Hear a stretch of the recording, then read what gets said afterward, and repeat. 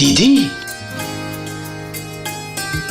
দেখলে, রাগিনী এসেই সংসারের কাজ কিরকম ভালোভাবে সামলে নিয়েছে দেখো। কথাটা তো ঠিক বলেছিস ভাই, হ্যাঁ, সব কাজে দক্ষ দেখছি। আনন্দ, আজকে ভালো লাগছে তাই না? দিওয়ালির এই শুভক্ষণে পরিবারের সবাই আজকে একসঙ্গে আছে। কথাটা ঠিকই বলেছ, কিন্তু শুধু একটা জিনিসই বাদ আছে। কি কম আছে? আমাদের পুত্রবধূর। আজকের এই শুভক্ষণে আমরা রোহিত আর নন্দিনীর বিয়ের কথা যদি বলি। আইডিয়া খারাপ নয়, কিন্তু তার আগে রোহিতকে আমার একটা কাজ করতে হবে।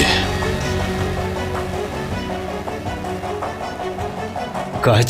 কি কাজ বাবা?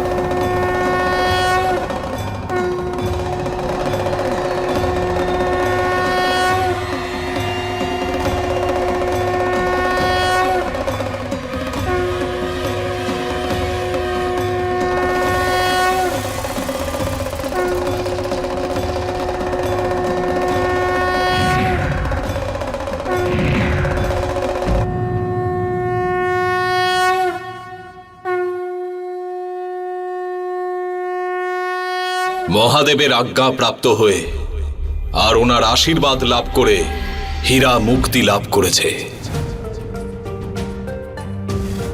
সে মোক্ষ লাভ করেছে।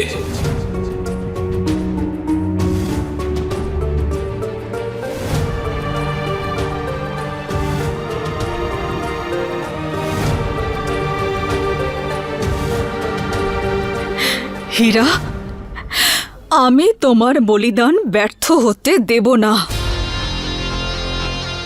আমি তোমার মৃত্যুর প্রতিশোধ নিয়েই ছাড়ব।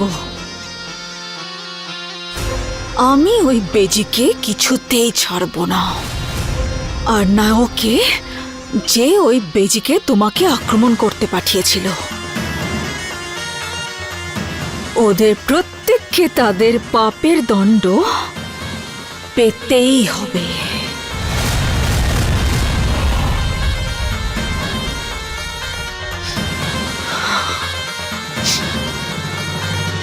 নিজেকে সামলাও শিবানী।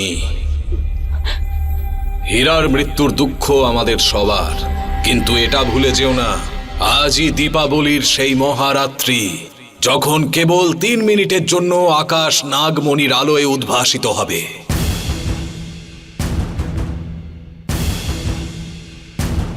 শিবানী, আজ নাগলোকের নাগমণিকে ফিরিয়ে আনার সবচেয়ে বড় সুযোগ তোমার সামনে।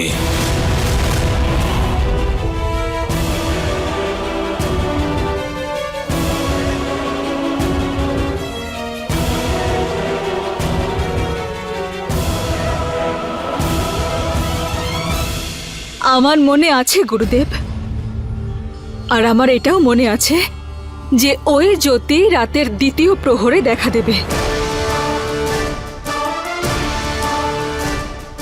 কিন্তু তার আগে আমাকে ওই বেজির সত্যিটা জানতে হবে।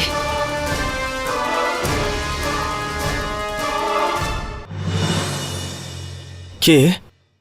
বেজি? সর সর সর! চিল রাজ, চিল। ওটা একটা খেলনা। তুই তো ওটাকে দেখে এমন ভয় পেলি যেন তুই একটা সাপ আর ও তোর শত্রু বেজি। কি হলো? না ছোট মালিক, আমি ঘুমোচ্ছিলাম তো। কিন্তু আপনি এখানে? কিছু কাজ ছিল? হ্যাঁ ভাই, দরকারি কাজ ছিল। তোকে সরি বলতে এসেছি। সরি? ভাই, গত কয়েকদিন ধরে তোকে আমি অনেক আজে বাজে কথা বলেছি। আরে কোনো ব্যাপার না ছোট মালিক, আমি আপনার কোনো কথায় কিচ্ছু মনে করি না। আর আমাকে সরি টরি বলবেন না আপনি। আরে তোকে তো আমি এখানে সরি বলতে আসিনি রে ভাই, বাবা বলেছে বলে আমি আজ এখানে এসেছি। গড নোজ কি প্ল্যানিং করছেন উনি কে জানে। তার মানে আমরা এখনো বন্ধু রয়েছি, তাই তো? বন্ধু, খুব ভালো বন্ধু আমরা। তাহলে তোকে এই বন্ধুর জন্য একটা কাজ করতে হবে।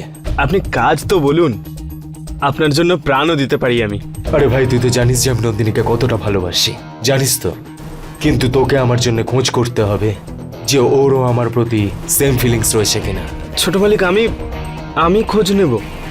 আরে হ্যাঁ ভাই, নন্দিনী তো তোকে বন্ধু মনে করে, তুই ওর সাথে ফ্রিলি কথা বলতে পারিস, তুই ওকে কনভিন্স করতে পারিস আমার জন্য। কিন্তু ছোট মালিক, কোনো না কিন্তু আমি শুনবো না।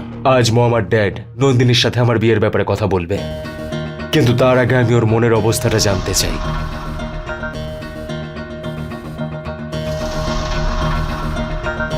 রাজ, আরে কি ভাবছিস এত? রাজ, কি হয়েছে? ছোট মালিক, আমি আপনার এই কাজটা নিশ্চয়ই করব। আজকে দীপাবলি, আর আমি কথা দিচ্ছি এবার থেকে আপনার জীবনে শুধুমাত্র আলোই থাকবে। বাহ আমার ভাই, আজ নন্দিনীও আমাদের বাড়িতে আসছে পুজোর জন্য। আমি চাই যে তুই ওখানে ওর সাথে এই ব্যাপারে কথা বল, ওকে? হ্যাঁ ছোট মালিক।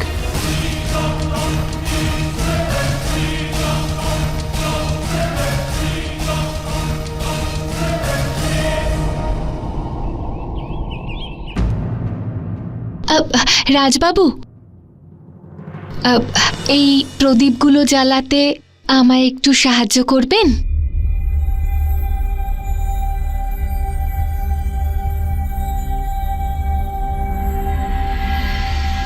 মিনা, তুমি যদি চাও তো আজকে রাজের বিয়ের কথাটাও বলে ফেলা যাক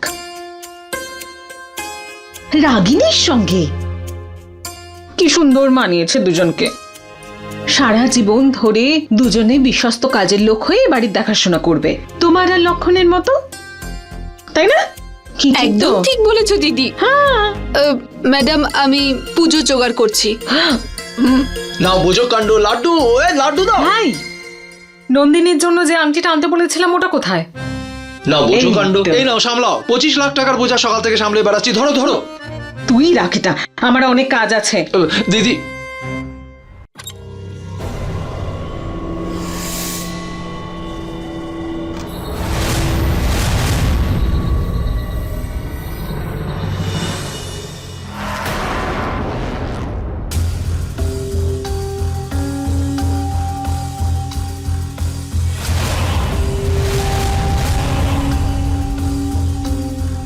ওনাকে তো আংটিটা সাবধানে রাখার জন্য দিয়েছিলাম।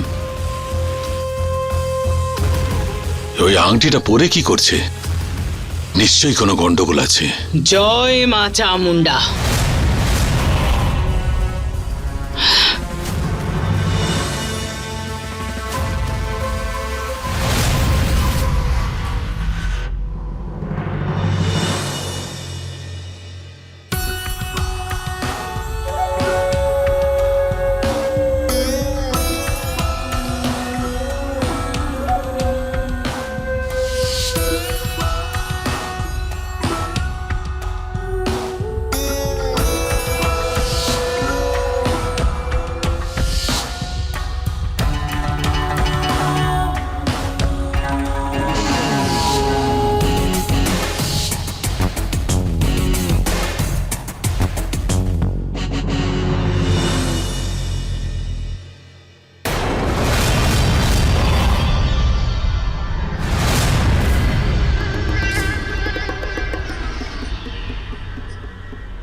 প্রিয়া, আমি রাজের সঙ্গে দেখা করে আসছি।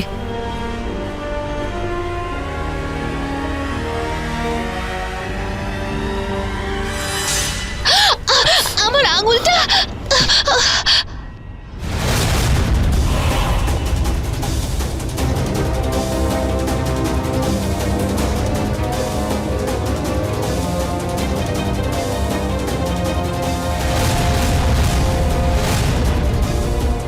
সাবধানে রাগিনী, এত তাড়াহুড়ো কিসের? পুড়ে গেল তো হাতটা।